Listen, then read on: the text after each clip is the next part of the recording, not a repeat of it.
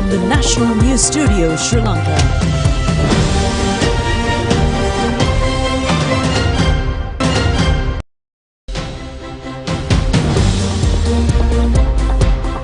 From stories around the world to stories here at home, this is the National News Broadcast coming to you live from the Rupavahini Studios. Bringing you your stories for today, I'm Sharon Mascarenhas. And I'm Prashant De Silva. First, a look at the headlines.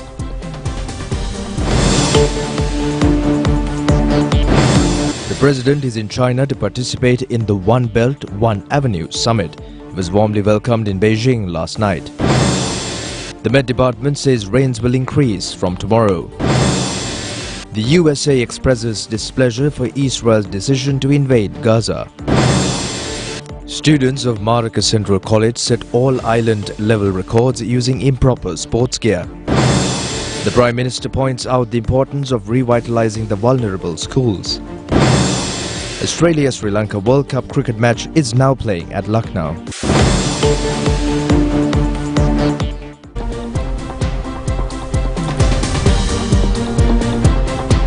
President Ranil Wickremesinghe arrived in China today, starting a 4-day official visit. The main aim of this tour is to take part in One Belt, One Avenue summit. The President was warmly welcomed last night in Beijing by the Chinese Transport Minister Li Xiaopeng. This is the 9th official visit of the President Ranil Wickremesinghe to China. He participated in this year's One Belt, One Avenue summit to mark its 10th anniversary. The President will stay in China until this Friday.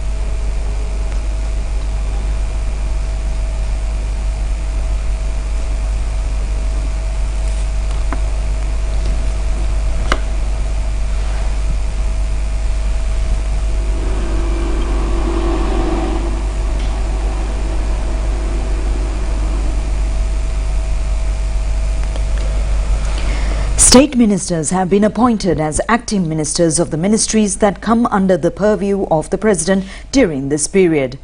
Accordingly, Pramita Bandara Thennakoon has been appointed as the acting Minister of Defence. Dr. Ranjit Siambalapitiya is the acting Finance Minister. State Minister Kanaka Herath is covering the duties of the Technology and Investment Promotion Ministry. State Minister Anupa Pasquale is the acting Minister of Women and Children's Affairs. Minister Pavitra Vanyarachi has been entrusted with the responsibilities in the Ministry of Environment. The Met Department says that many areas in the island will have thunder showers again from tomorrow evening. However, in some areas, the prevailing rainy condition is expected to be eased. The Met Department forecasts fairly heavy rains over 0 millimeters in the Uva, eastern, northern and north central provinces. Upper catchment areas of the Nilvala River are still having heavy rains, especially in Urubokka, Ginnaliya, Paskoda, Kakundeniya and Hikoda areas. It is reported that the water level of the Kirambara, a tributary of Nilvala River, is increasing at present. In some low-lying areas in the Nilvala River basin are still underwater due to this season.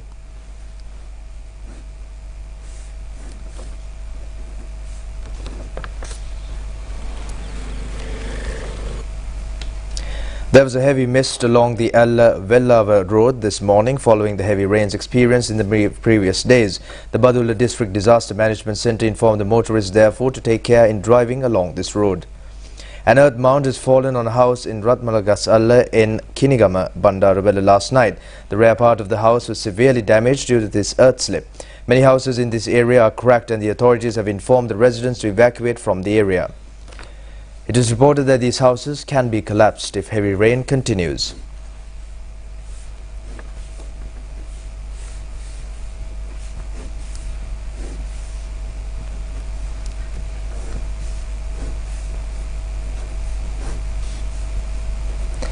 Meanwhile, Director of the Irrigation Department S.V. Sugeshwar says that the water capacity of the irrigation reservoirs is over 35% at present.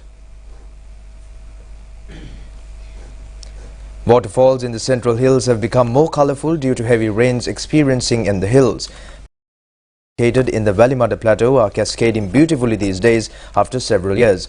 Villagers in these areas say that Bumbura Falls, Mana Falls and Gonavatta Falls in Kapitipola and Amagahavatta waterfalls are very attractively falling these days. However, the police advise the tourists to be careful in reaching to these waterfalls. Media spokesman of the Senior Electrical Engineers Association, N. Patirage, said the use of thermal power, basically by coal, has decreased up to 27% at present. During the dry season, alternative power sources like wind and solar power should be utilized. If the country can manage up to this composition, a considerable concession can be given to the electricity bill of consumers.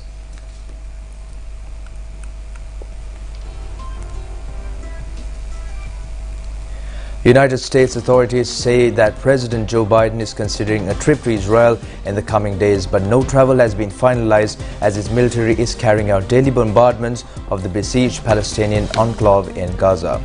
The trip would come amid growing fears that a looming Israel move into Gaza could spark a wider war with devastating humanitarian consequences.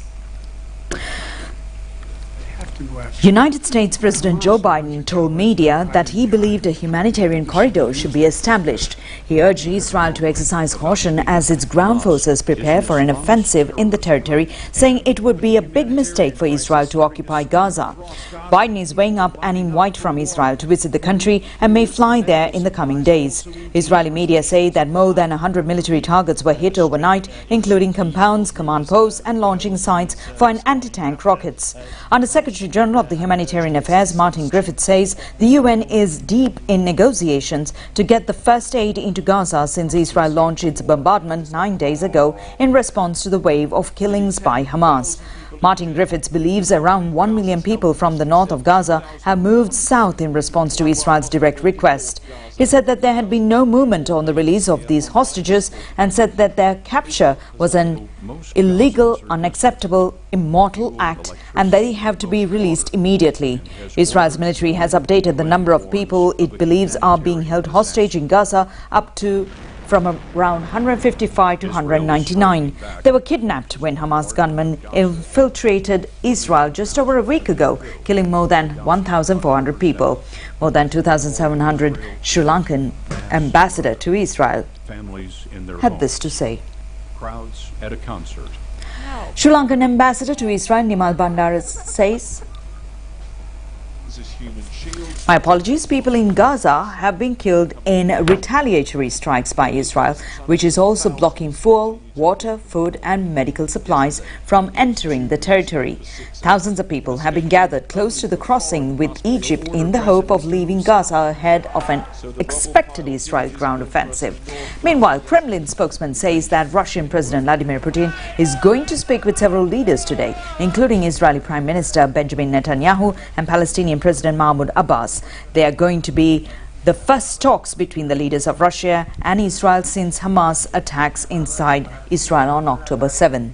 The Sri Lankan ambassador to Israel, Nimal Bandara, says that thousands of people have moved from north to south Gaza. He added that there are 27 Sri Lankans in Gaza region who have moved to the southern Gaza region, according to the reports issued by Ramallah organization. Ambassador revealed that 27 Sri Lankans accompanied with other foreign nationals are expected to cross the border from Gaza to Egypt whenever it is allowed for crossing. Ambassador Nimal Bandara also mentioned that Red Cross has urged the Hamas organization to reveal the names of the hostages and per international appeal, and the Sri Lankan embassy has learned that the 2 Sri Lankan individuals are among those hostages. Former President Mahinda Rajapaksa visited the Palestinian embassy in Colombo today to express solidarity with the people of Palestine amidst the escalating conflict between Israel and Palestine. During discussions with the Palestinian ambassador, former President Rajapaksa said there was no room for terrorism anywhere in the world and war was not the solution. Drawing from Sri Lanka's own experiences with war, former president emphasized the urgency of peace, which he said holds the promise of prosperity for civilians in both countries. He further said that he consistently supported the Palestinian cause as the founder of the president of the Sri Lankan Society for Solidarity with Palestine. War is never a solution, the former president added. And now we bring you an update on the current developments as we have our foreign analysts and senior journalists joining us on the news live here. Mr. Prasad, we'd like to know the current developments over the past hour, and we also see that there is peace talks that has been engaged and people coming into the real dynamics. But how does it impact regionally and the overall aspect of what's happening in Gaza right now? Yes, Sharon, now we could see the war mentality is little bit getting affected because now after 10 days Hamas launched its ferocious attack on Israel. Diplomatic front against Israel is getting heated up. So international pressure is building up on Israel to accept some kind of humanitarian plan to facilitate the civilians in the Gaza Strip. Therefore, Israel has to, today they have agreed. Initially they said they haven't agreed, but now according to latest reports, the southern border point, the Rafah crossing, will be opened soon because there was a deal brokered between Egypt and United States, because the U.S. Secretary of State Anthony Blinken is shuttling in regional countries. He went to Jordan, he went to Egypt, and many other he discussed with many other regional powers. So after these talks, we have to take into account the statement made by the US President Joe Biden, because United States of America is the main ally of Israel. However, US President, in the previous news item we saw, he issued a statement. It's not very familiar statement that when there was a crisis between Israel and Palestine, especially Israel and Palestinian militants, because US President clearly mentioned they support Israel military campaign. However, Israel has to respect the humanitarian situation and the human lives in Gaza. At the same time, the United States of America is totally against any occupation of the Gaza Strip. So that statement is a good clear-cut example of the international pressure, the diplomatic pressure building up on Israel. At the same time, there are several war fronts Israel has to take into account, because now they are in the southern Gaza area, the people are moving to the southern area. However, Israel, they have massed their troops in the northern area. At the same time, they had to open a new front in the northern part of the country next to the Lebanese border. Now, civilians who are living in the vicinity of the Lebanese border are being evacuated now due to the fears of Hezbollah attacks. Hezbollah guerrillas in Lebanon, they never went a war, direct war with Israel. Earlier, they had some clashes in previous occasions. However, there was no direct war between the two parties. But according to the international military analysts, the power of Hezbollah also grown in the recent past considerably. Then, according to those military accounts, Hezbollah also can launch some kind of massive attack on Israel, because they have there are some estimated strong manpower as well as missiles and other weapons, long range missiles and other weapons they acquired from Iran. So with all these factors, we could see Israel is in a difficult position at the moment, because Hamas launched this attack. They are now holding upper hand in this whole crisis. But who are the losers? civilians in the Gaza Strip, mainly because there are 2,700 lives have been lost. Israel now still they are continuing their air attacks on Gaza. The massive number of casualties are not, although Israel said that they targeted Hamas and Hamas military outposts, but according to Israel intelligence sources, the Hamas real military stations are underground, not on the surface. So the main casualty figures we could see among the civilians in the Gaza Strip. At the same time, the civilians in Israel, because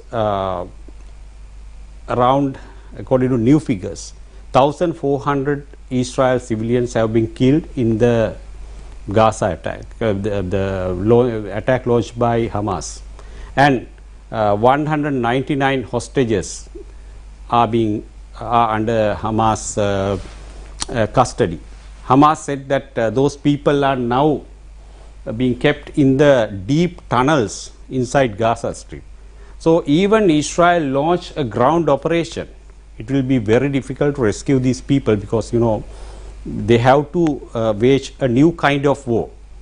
We know that Gaza is a very urban area, densely populated area, but now people are moving. So if Israel launch an attack on northern Gaza, the land operation, they have to engage in some kind of urban warfare, but they have to move further away from the urban warfare, and they have to engage in a special warfare that dealing the fighting in the tunnels built by Hamas. So it will be a difficult position. So with all these things, Sharon, we could see a very tense situation in the Middle East. The main clash is between Israel and Hamas. Now, as I mentioned earlier, there is a possibility of intervention of Hezbollah guerrillas. They have already launched several attacks on Israel. Then the West Bank, the other Palestinian area, is getting heated up. Civilians are protesting, violently protesting against Israel. And the external players, Iran, issued a stern warning to Israel. Then US moved 2 aircraft carriers and strike groups, as I mentioned earlier, into the region. Then other Arab nations, they are closely monitoring the situation. So the whole Middle East region is in a very tense situation. Thank you, Mr. Prasad. Foreign analyst and senior journalist bringing us the latest update. Mr. Prasad Dorangodage, join us tomorrow as well as we bring you the very latest on the key developments. Plus, we'll bring you updates on the peace talks that's happening, because we hear that so many presidents are coming together trying to raise awareness on this highlighted topic that we are all engaged in.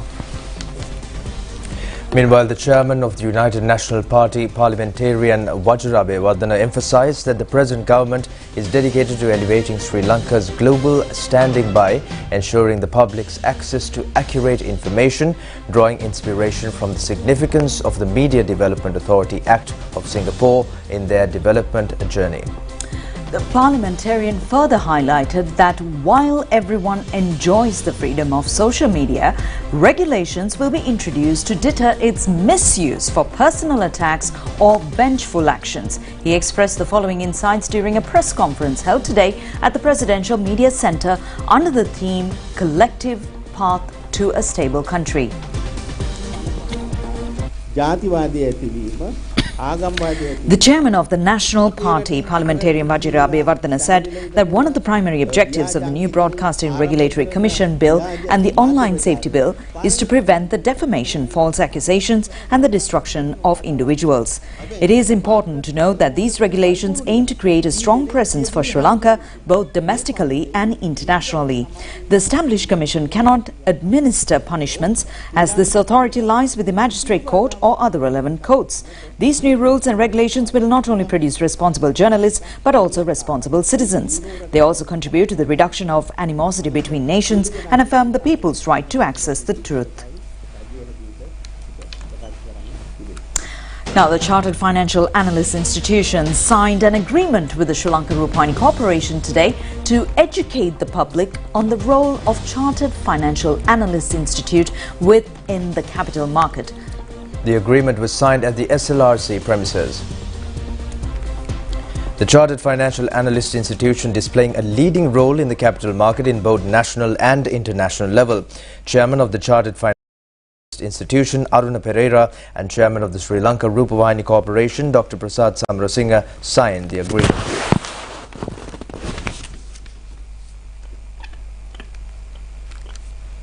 CFA qualification is the gold standard in the capital market industry, both locally as well as globally. And CFA qualification requires professional competence and ethics-based knowledge as well as the practice to become a chart holder. And we see that CFA can contribute a lot to improve the awareness and knowledge of the financial markets and the general population of Sri Lanka. In that respect, we think our collaboration with the national media partners, Sri Lanka Rupavahini Corporation, is going to play a crucial role. We believe that our collaboration will make it easier for us to reach the masses and educate them about the financial literacy and make them better in making the relevant decisions. Prime Minister Dinesh Gunawardena says that educational officials should focus their attention deeply to protect the schools that are on the verge of closure. The Prime Minister made this comment participating at the opening of the Matika Maha Memorial new building at the Vaishaka Vidyalaya in Vallavatta. The Vaishaka Vidyalaya was opened in 1935 with the financial contribution of philanthropist E.S. Fernando. It was named as a school to be closed in 2016. At that time, Matika Matha Buddhist nun Sri Devi De Silva came forward to revitalize the school. The Vaishakya Vidyalaya was developed affiliated to Lindsay Girls School in Bambalapitiya. Several public representatives and distinguished guests were present at the opening ceremony of the new building. Prime Minister Dinesh Gunawardena said the Ministry of Education has no funds to construct new buildings. 800 schools in remote areas have been closed at present. The Buddhist nun Sri Devi reawakened the nation in opening a new chapter of revitalizing such schools. All the schools that are vulnerable should be revitalized for the welfare of the villagers. A suspect to a shooting incident occurred at the Polpiti Mukulana in Kandana recently was killed by the police this morning in an exchange of gunfire. The deceased suspect was a resident of the Angoda area. The suspect had committed a shooting at the house in Kandana on the 5th of this month. Later on, the information received by the police that a suspect of the Kandana shooting was hiding in a house at Pamanuvilla in Kelaniya. A police team had surrounded the house early this morning. Then the suspect had fired at the police team. Then the police also fired at the suspect and he was critically injured during the gunfire. He succumbed to his injuries. Admission to the Kiribathgura hospital. The deceased has been identified as Gerard Ramaya, who is 49 years of age.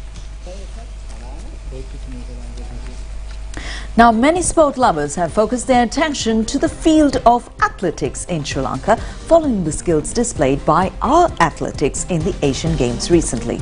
The national television has received information on such talented athletes from a remote school in Vilgamo Educational Zone in Matale. This is the Playground Central College in Maraka, where the students undergo training in sports. Students of this school have won many trophies in the school games held in the central province. Maraka Central College was launched in 1958. There are about 900 students in the school. Even without any proper playground or sports equipment, they have recorded skills of all island level in athletics. They recorded significant results in the pole vault and javelin throw events. They have shown these skills using substandard sports gear.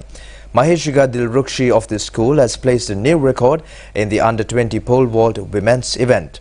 Meanwhile, Netmi Chamodia has set a new record in this event under 18 years category. Parents of these students have no proper economic background to provide their children's required facilities. Villagers of the Maraka area had organized a Shramadana campaign to renovate the playground of the Maraka Central College. However, the efforts have been given up at present.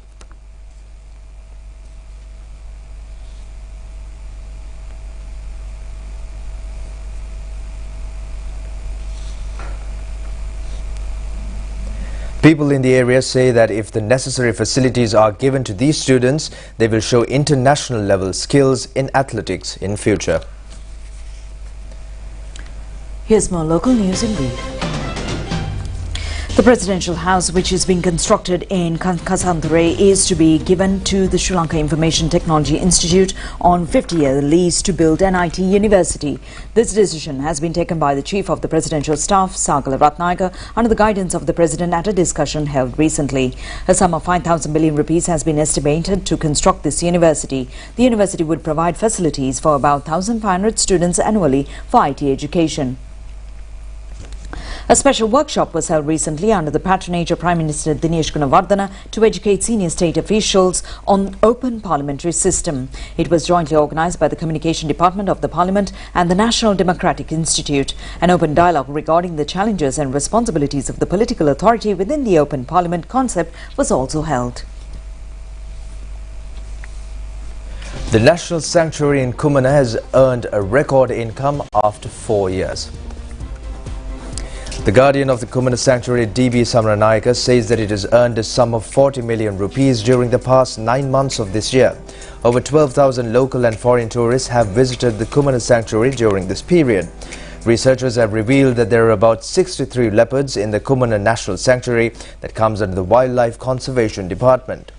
Tourists are keen on watching the leopards in this sanctuary. However, the Kumana Sanctuary had to be closed for a long period due to terrorist activities. After the terrorism was wiped out, the sanctuary was opened for the public again. However, arrival of visitors was very low for over a period of 4 years due to the COVID-19 pandemic and Easter Sunday attacks. Now that the Arugambe coastal belt is full of local and foreign tourists.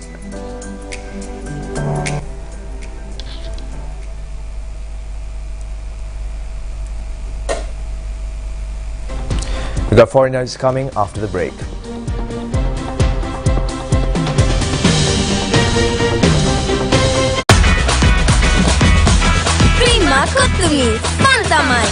அவசரமா எல்சியன் open பண்ணிட்டு வரேன்.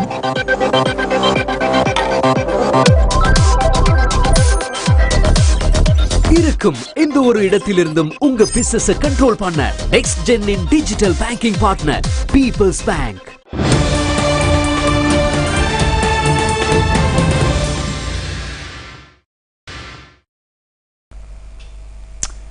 And we take a look at foreign news now.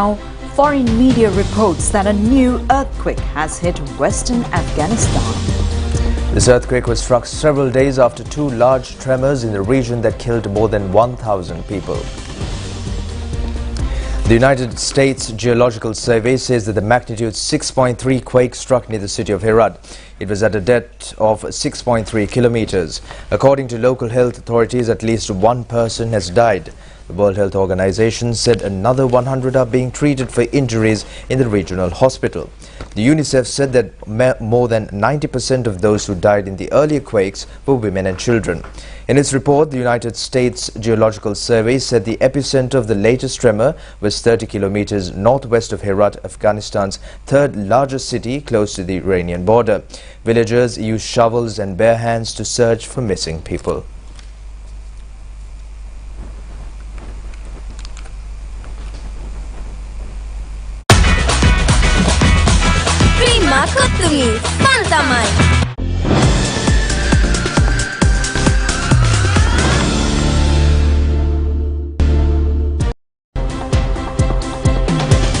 And we're ready to bring you the sports news now. The World Cup match between Sri Lanka and Australia is being played in Lucknow at present. Batting first, Sri Lanka were all out for 209 runs in 43.3 overs. Sri Lanka won the toss and decided to bat first. Wickremesinghe and Kusaljani Pereira built a partnership of 125 runs for the first wicket. Kusaljani Pereira scored his 16th ODI half-century and Wickremesinghe scored his 11th ODI half-century. However, all other batsmen failed in batting today. Charit Asalanka scored 25 runs. Adam Zampa claimed 4 wickets for 47 runs. And that will be Finn now, a half-century. England and South Africa have qualified for the semi-finals of the World Cup Rugby Tournament. The two countries defeated Fiji and France respectively in the quarter-final matches played yesterday. England defeated Fiji 30-24 points. South Africa defeated the host France by a sharp 29-28 points.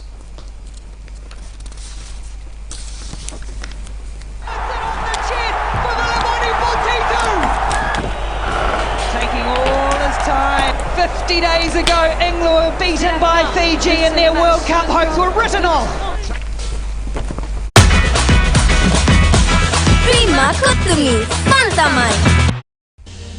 That's it. That's a look at Rupavahini News for tonight. Together with Prashant, I'm Sharon, wishing you a very pleasant evening. Good